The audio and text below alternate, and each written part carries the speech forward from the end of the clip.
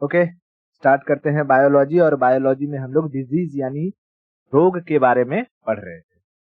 Last lecture में हम लोगों ने प्रोटोजोआ से फैलने वाले रोगों के बारे में समझ लिया था। आई होप उसमें कोई डाउट नहीं होगा। तो एक बार हम क्विक रिवीजन कर देते हैं कि अभी तक हमने कितने डिजीज या रोगों के बारे में समझ लिया है। जैसे मैं यहाँ डालूं डिजीज, रोग। तो मैंने बात करी थी कि सबसे पहले हमने किसी की कमी से होने वाले रोग के बारे में देखना था। कमी यानी इसको हम कहते हैं डिफिशियंसी। डिफिशियंसी डिफिशियंसी ठीक है, डिफिशियंसी। तो डिफिशियंसी में हमने प्रोटीन्स और विटामिन्स के बारे में देखा था। प्रोटीन्स की कमी से होने वाले रोग, डिजीज, और विटामिन, ठीक है, विटामिन। उसके बाद मैंने कहा था कि कुछ जेनेटिक को हम क्या कहते हैं, अनुवांशिक। अनुवांशिक यानी जेनेटिक बीमारियां थी, जिसमें हमने कलर ब्लाइंडनेस वगैरह के बारे में देखा था, स्किज़ोफ्रेनिया के बारे में देखा था, है ना। उसके बाद हमने पढ़ा था प्रोटोजोआ। हिंदी इंग्लिश में इसको प्रोटोजोआ ही कहते हैं, प्रोटोजोआ। आज प्रोटोजोआ का मैंने ट्रिक क्या बताया था, प से प्रोटोजोआ, प से पे काम सोप, ठीक है, पे काम सोप यानी पेचिस, कालाजार, मलेरिया, सोने की बीमारी और पायरिया, ये हमने पढ़ लिया था। अब आज चलते हैं, हम लोग समझते हैं फंगस, इसको फफूंदी कहते हैं हम आम भाषा में। फंगस से होने वाली डिजीज, इसको हम क्या कहते हैं, फफूंद, ठीक है, फफूंद, समझा, फंगस। तो फंगस से होने वाले डिजीज के बारे में हम समझते हैं। देखो क्या होता है फंगस, पहले समझते हैं।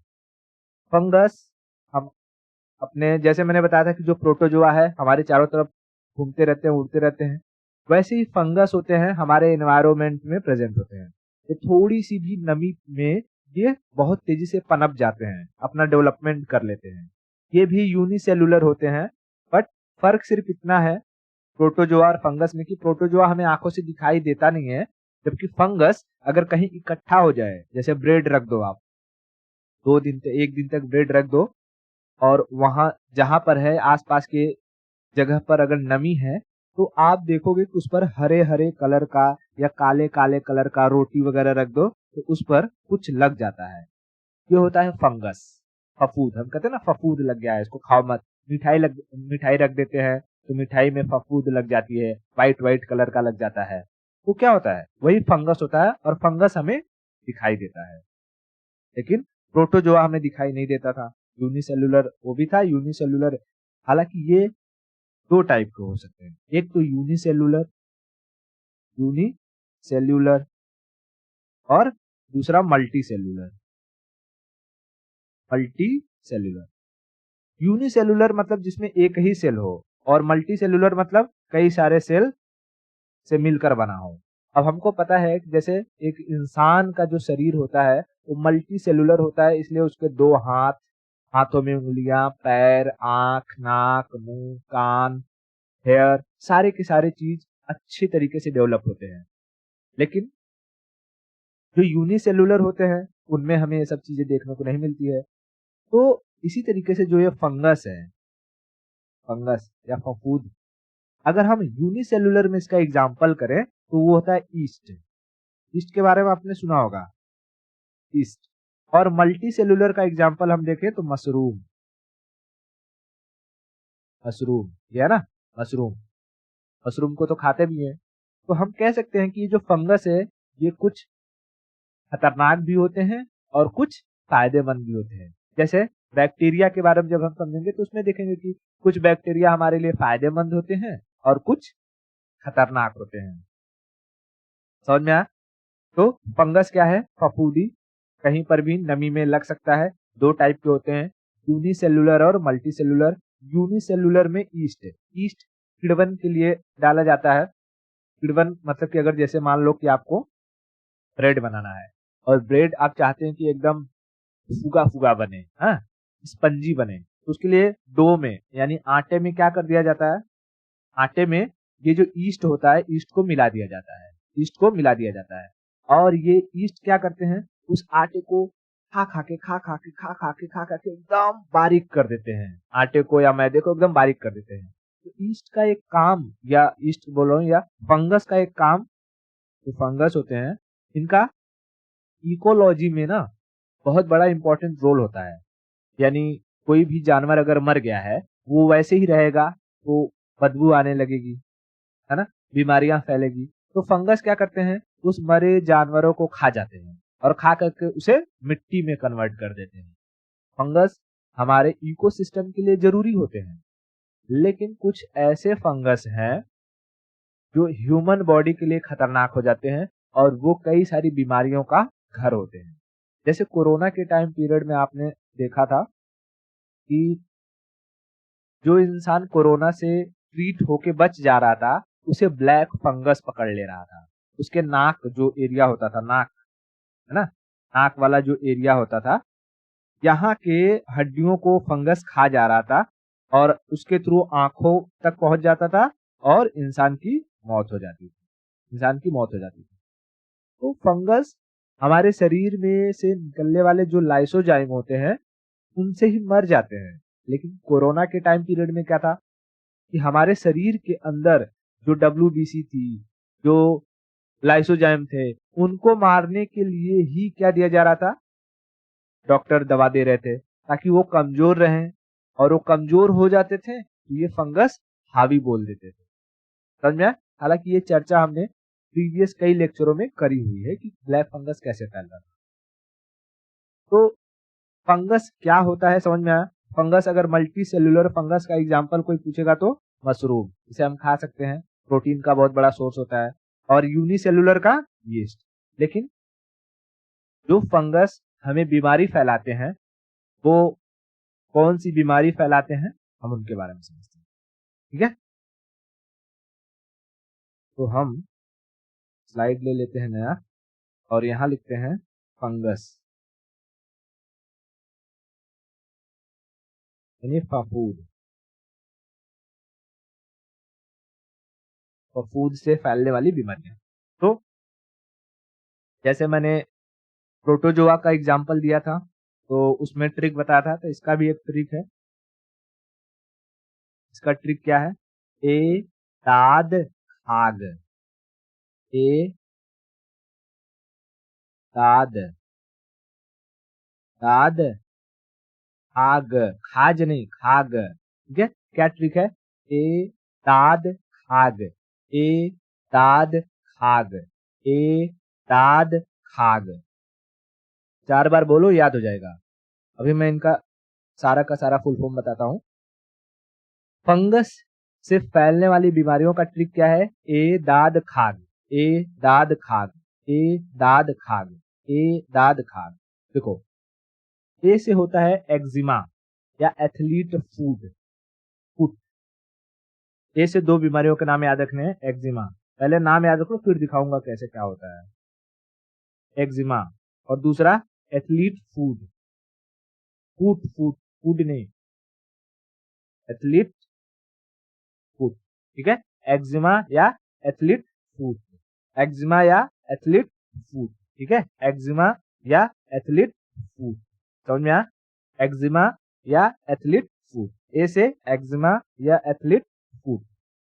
दूसरा होता है दा से दाद। दाद तो बहुत लोगों को हुआ होगा, है ना, दाद, इसको हम लोग कहते हैं रिंग वॉर्म, रिंग वॉर्म, या इसको हम कहते हैं सिंगल। ठीक है, सिंगल्स। अरे वो सिंगल नहीं जी, लड़के सिंगल होते हैं वो नहीं, ये सिंगल बड़ा सा है, सिंगल्स। ठीक है, सिंगल्स। अरे रिंग वॉर्म याद रखो। ठीक है, दा से दाद, दाद दाद, फिर द से दमा, दमा।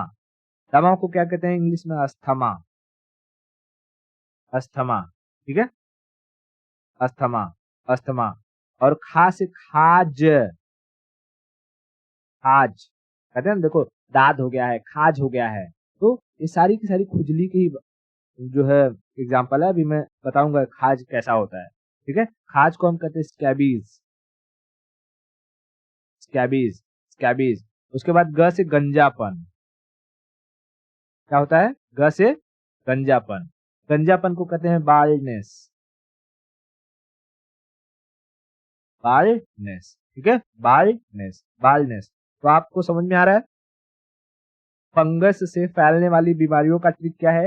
ए दाद खाग, ए दाद खाग। ए से एक्जिमा या एथलीट्स फूट, दा से दाद यानी रिंगवॉर्म, द से दमा यानी अस्थमा, खा से खाज यानी स्कैबीज, और ग से गंजापन यानी बाल्डनेस, गंजापन यानी बाल्डनेस। ठीक है, ओके।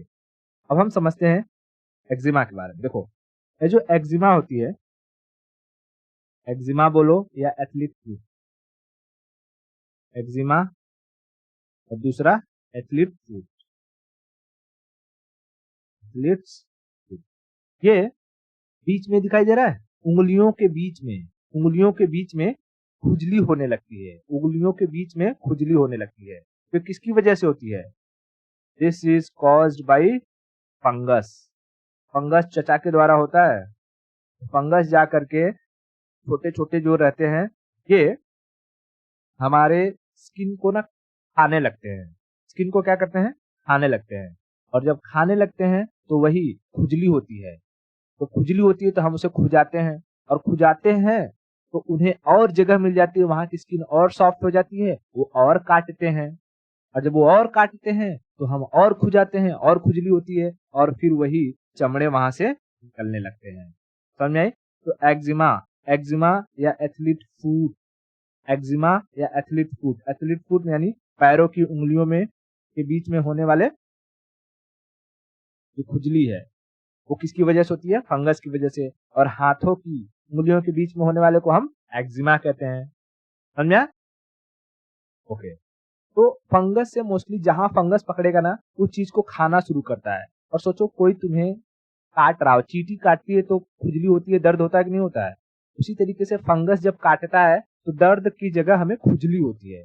तो इसमें ए दाद खाग में जितनी भी बीमारियां हैं, सिर्फ दमा को छोड़ करके, दमा को छोड़ करके बाकी सारे के सारे हमें खुजाने में बहुत मजा आएगा। सारे के सारे में जब फंगस काटेंगे, हमारे शरीर को खाएंगे तो खुजाने में बहुत ही मजा आएगा।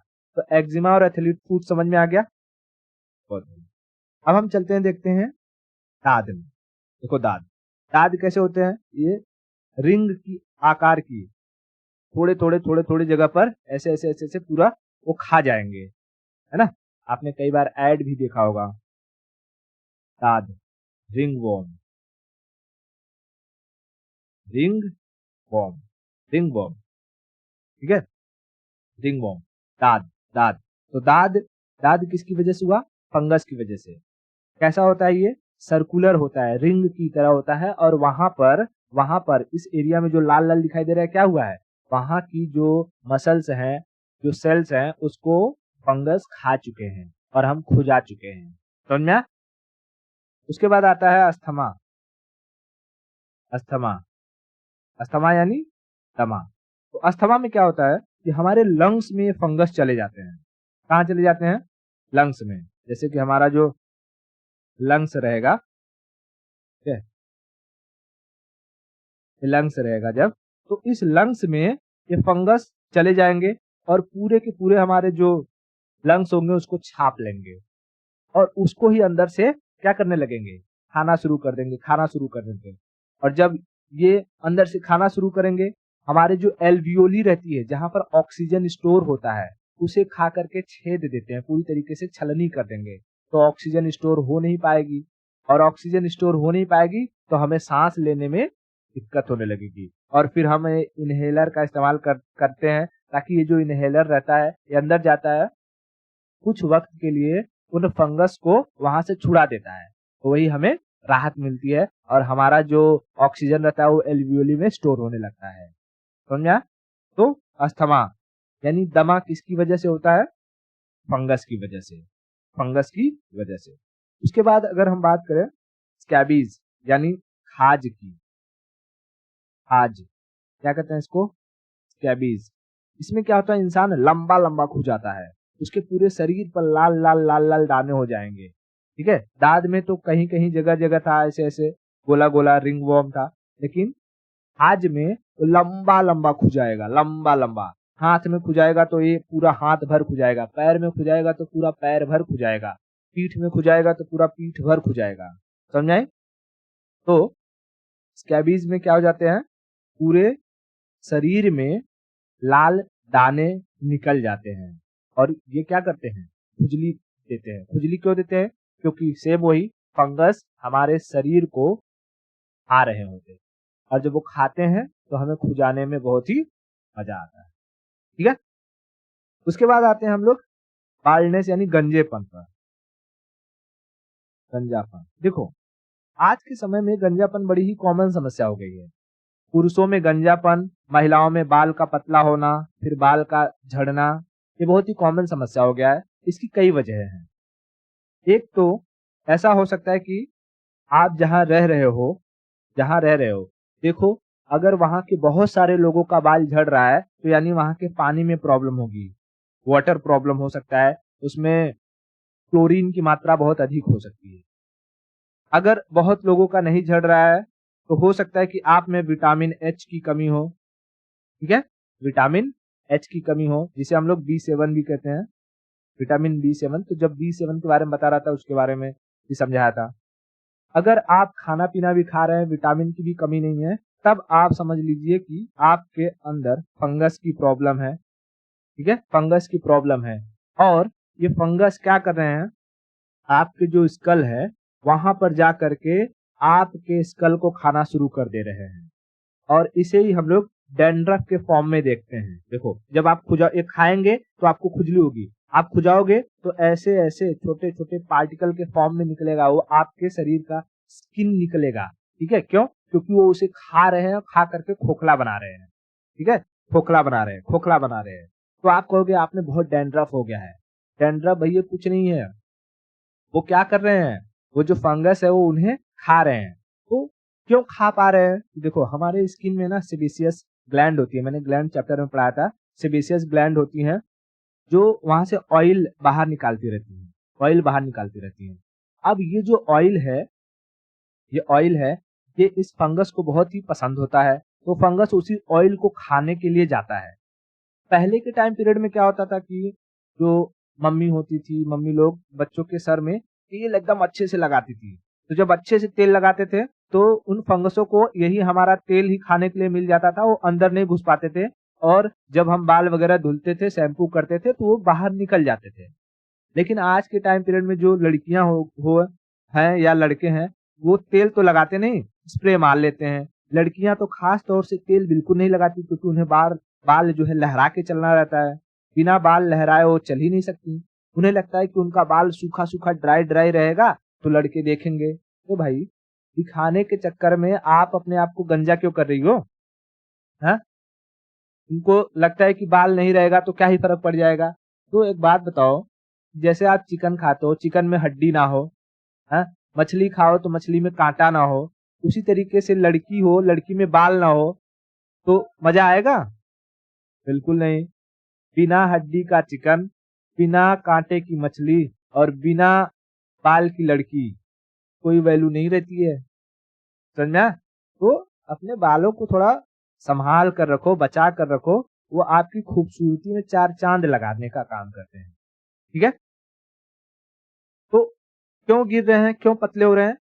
भाई आप लोग तेल नहीं लगा रहे हो, ऑयलिंग नहीं कर रहे हो, और जब ऑयलिंग नहीं कर रहे हो तो आपके सर के अंदर से, हेयर के अंदर से, देखो मैं यहाँ दिखाता हूँ, जैसे ये है सेबेसियस ग्लैंड्स। ठीक है, इसके अंदर से जब ऑयल निकलते हैं तो ये जो है सारे के सारे फंगस, ये इन्हें खाने शुरू कर देते हैं। खाते खाते खाते खाते क्या करते हैं, इस हेयर रूट के अंदर घुस जाते हैं और जहां से ये हेयर निकल रहे होते हैं उस रूट को ही खत्म कर देते हैं। अब उसके बाद क्या हो जाएगा, आपके जो हेयर है वो तो गिरते रहेंगे बहुत तेजी से, और एक वक्त आएगा कि आप एकदम सपाचट हो जाएंगे, एकदम बाल खत्म हो जाएंगे। दूसरी चीज, जब आप तेल नहीं देते हो तो हमारे सर तक ना ब्लड बहुत ही मुश्किल से पहुंच पाता है, स्कल तक, तो हमारे हेयर्स को न्यूट्रिएंट्स नहीं मिल पाते हैं। इसीलिए आप बाहर से जब तेल वगैरह देते हो तो उसमें न्यूट्रिएंट्स होते हैं, बालों को न्यूट्रिएंट्स मिलते हैं, तो बालों का पोषण होते रहता है। लेकिन आज के टाइम में आप तेल लगाते ही नहीं हो, उन्हें न्यूट्रिएंट्स मिल नहीं पाता है और बाल हो जाते हैं कमजोर।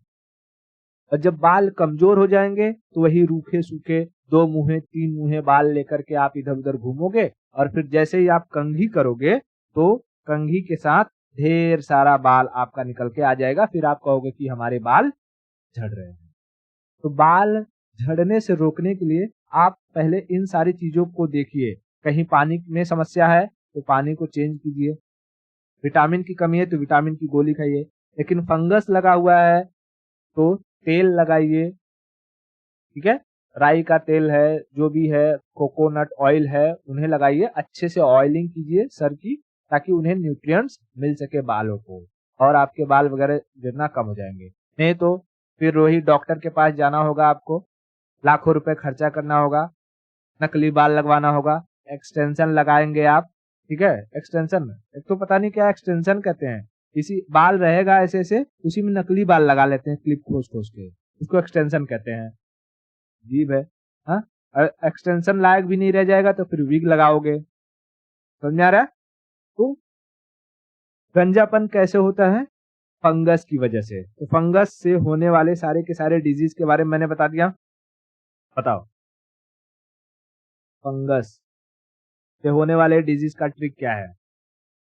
ए, दाद, आग।